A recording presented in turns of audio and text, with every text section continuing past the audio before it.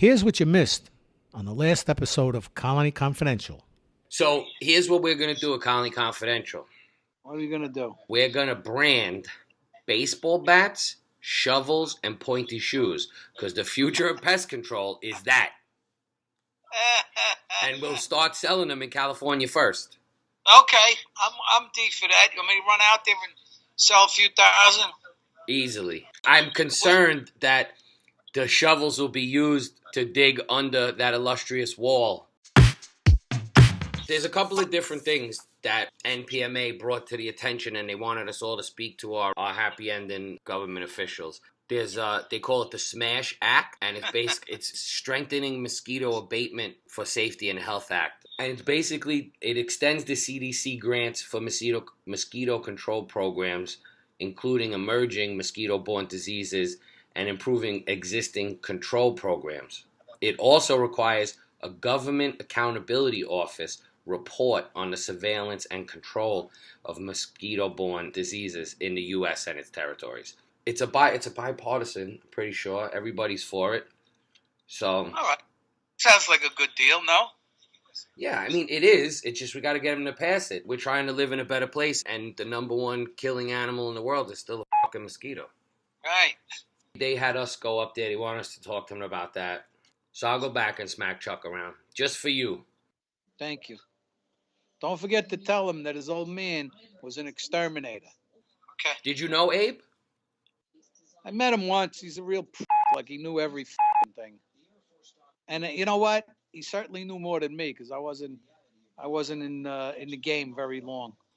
How was it? Did he have a big company? I would say he had like a mid-sized company, maybe 12 to 15 guys tops. Not a bad business.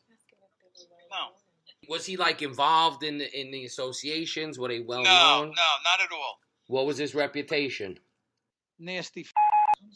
All for himself, you know. All about him. You were and he was. The bill for the SMASH Act specifically discusses public health emergency due to the incidence or prevalence of a mosquito-borne disease that presents serious public health threat. We're going to raise the profile of diseases spread by pests, right? Because I think it's something that, that we need to do. It's education, right? You got to educate these jerk-offs and pay them money so that they're willing to be educated and just do what you ask because you give them money, right? Because that's politics. They probably won't believe you anyway. But here's the funny thing. I was talking to a guy, really good guy, from Philly, and he's involved with politics there for the Pest Control Association. And in Philly, it is not mandated that a landlord has to remediate and pay for remediation of bed bugs in a multifamily building. Good. No. He didn't bring the shit in there. The tenants brought them in. So, here's the thing, right? Did the tenants bring them?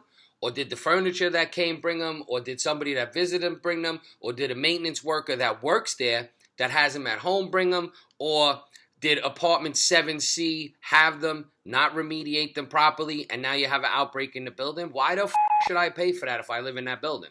Why should I pay for it as a landlord? I didn't bring them in. Well, what about the roaches? As the landlord, did you bring the roaches in? No, but I'm a kind-hearted guy. I'll take care of that. Jerk off. No. And look, also, guess what else it is? What? Good for fucking business. I was wondering what took you so long to bring that up. Did you get the picture I sent you, the text message? With the cigar? Yeah. Yeah, everybody's upset about it. Really? Yeah, they're like, oh, I don't know if I'd encourage that. I said, encourage what? Do you realize there's no encouraging or discouraging Ed Sheehan? You know what?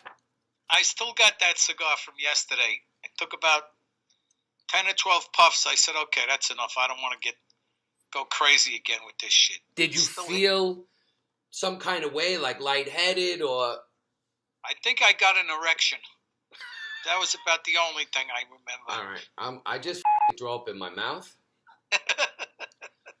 What? What? No, I wasn't lightheaded. I just sniffed the stuff and went, oh, yeah. And then I said, you know what? I don't want to be smoking these every day, once in a while. So I put it in an ashtray, and it's still there. All right. Did the kid detail your car?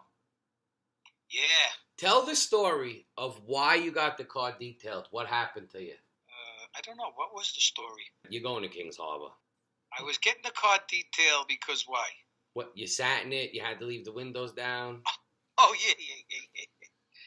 I went out to get something out of the car, and friggin' cigar smell. I'm like, holy shit. You know what happened? Let me tell you what happened. The car wasn't moved in a month, over a month, and the windows were rolled up. So after I told you about that, I took the car the next day for a ride with the windows, all the windows rolled down. And then wherever I went, I rolled the windows up. Then I came home. I left the windows rolled down for like 5 or 6 hours. Was the smell gone? No, but it was like 90% less. I'm going to have to go ahead and call bullshit on that. Okay. Because remember when we got in your car and Donald, our friend Donald O'Toole was That like... was a bad day. That was Donald a bad was day. like, Eddie, you're going to fucking kill me. I think I got cancer already. That was a bad day. I wanted you to tell you that story because every time we would all get in your car, I certainly would be like, fuck, we should just take my car because now I'm going to smell like this. Because your car was bad. The odor is in some of the filters. So you got a lot of the odor out, but you could still smell a slight odor, yes. Okay. Point proven, Ed Sheehan knows. He'd probably admit to it off the air, right? What do you want me to admit to? That your car smelled like shit. No, it didn't smell like shit. It smelled like tobacco. Tobacco. Yeah, it's your opinion. Allegedly. I think that... So, let's get back to a little legislative nonsense, right? Okay. Another bill that the industry supports, H.R. 890, which is the Reducing EPA Duplication to Advanced Pesticide Enforcement Act, also known as the Red Tape Act. I like how they get these friggin' acronyms. I wonder if when they're making the bill up, if they say, and I guarantee you they do, what's going to be a catchy, the Smash Act, the Red Tape Act. But the Red Tape Act is so apropos because... So what is I'm going to explain. I want the English translation. I'm going to explain it to you, Hammer. Calm down. The Red Tape Act, basically, pesticide use and application, as you know, is already regulated by FIFRA, Federal Insecticide, Fungicide, and Rodenticide Act, right? Yeah. In 2009, one of the courts disregarded congressional intent and added an additional layer of regulation by requiring certain entities to obtain National Pollutant Discharge Elimination Systems, also known as NPDES, permits under the Clean Water Act. And the goal of the Red Tape Act is it would not dilute federal oversight of pesticide usage since we're already regulated under FIFRA. The act simply removes a duplicate and truly unnecessary requirement for us as applicators to request these permits in certain situations. So this is good for us. If we could get them to vote yes on it, yes. I mean, it's good to see that these bills are proposed that aren't crushing us, Yeah. Who are these nice people? This one was introduced by Republican Bob Gibbs out of Ohio. You got to remember him if he runs for president. I mean, I think we need to look at his whole body of work and not just this one. I know. I'm just being a wise ass. The other thing about requiring this NPDES is that it's duplicate, it's a burden on our fellow PMPs, and it provides no real additional environmental benefit, and it only increases the cost of providing our services. So if they get rid of it, it also helps the general public and their larger constituents in their area. There's another one that you'll like too. It's so funny how they word this stuff, right? NPMA is looking for congressional partners. They want to make it so that trained PMPs can inspect, diagnose, and provide an integrated approach to get rid of them, especially in large family dwellings, rather than depending on do-it-yourself efforts by the tenants, right? Good. So they are looking to see who will partner up to help them address these issues. And, in the past, it's always been a matter of bed bugs are not really a public health threat because technically they don't fall under that category. As we've discussed, cockroaches and rodents can transmit way more diseases. So what do you mean when we partner with them? They're still going to be looking for the lowest bid. No. NPMA is looking to partner with members of Congress to get our own bill. They also gave an industry overview, and I don't know, how many companies do you think there are in the U.S.? 100,000. No, 20,018. There's 143,705 service technicians, and there's 8.5 billion in annual billing going on in the U.S. How many companies are there? 20,018. You thought I was telling you the year when I said that, didn't you? Yeah. No, it's 20,018 companies. Okay. Then how many guys are doing this stuff and they ain't got companies, like they're under the radar? Yes, and we all know that. Come on. Why you gotta bring Whatever. up crazy shit for? So here's another one that you'll enjoy that we're trying to get the politicians to work with us on, right?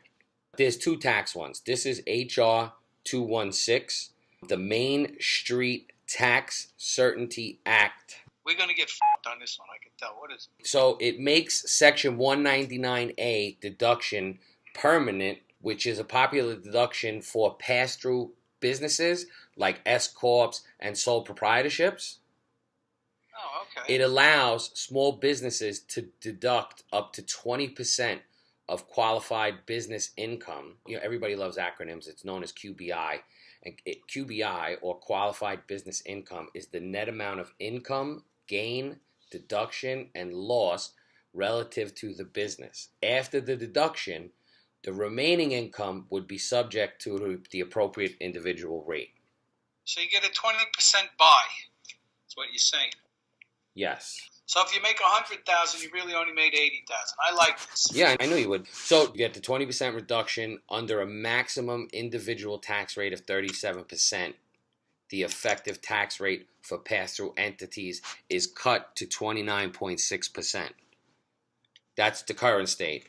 And the Section 199A deduction is only effective at encouraging investment and creating jobs if the businesses are confident that they will have this deduction available in the future. The tax rates are due to start increasing in 2026. Why are they increasing? Because that's how bills are written. You know what I mean? Especially with stuff like this. They're like, we're going to save you all these taxes, but in 8 years, we're going to start to whittle it away and come back. The whole goal of this is to make sure they don't do that and they make it a permanent tax break. Right, I got it. Okay. And so one of the other points from us is that over 90% of pest management businesses are organized as these pass-throughs, and the benefits from this would be great, and our industry would continue to grow at its rapid pace. And much of the new job growth emanates from small businesses and family-owned businesses with 5 employees or less. And this would greatly help them to buy trucks and whatnot. You know what I mean? Even to pay their guys more. Here's the second tax issue. Bonus depreciation. So the background of this is the Tax Cuts and Jobs Act, TCJA, another acronym. I got an acronym for you, FU. You have to use the acronyms because they can't put that many words together quick enough. So this was passed by Congress in December of 2017, and it made significant progress in improving the cost recovery treatment of business investment by enacting 100% bonus depreciation for short-lived assets. Didn't you work on that? Or I heard that before, didn't you? Our industry is a capital-intensive industry. So this TCJA gives us the ability to immediately deduct capital expenditures, often referred to or called full expensing or bonus depreciation, which would significantly reduce the cost of us acquiring trucks and various equipment that we use.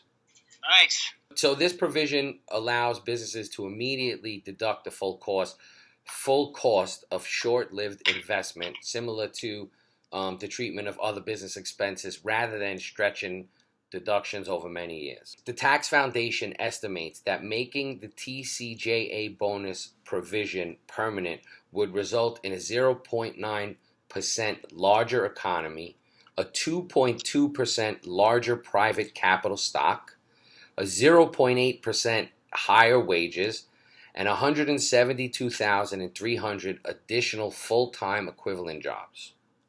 I mean, if I was a politician, this seems like a no-brainer, right?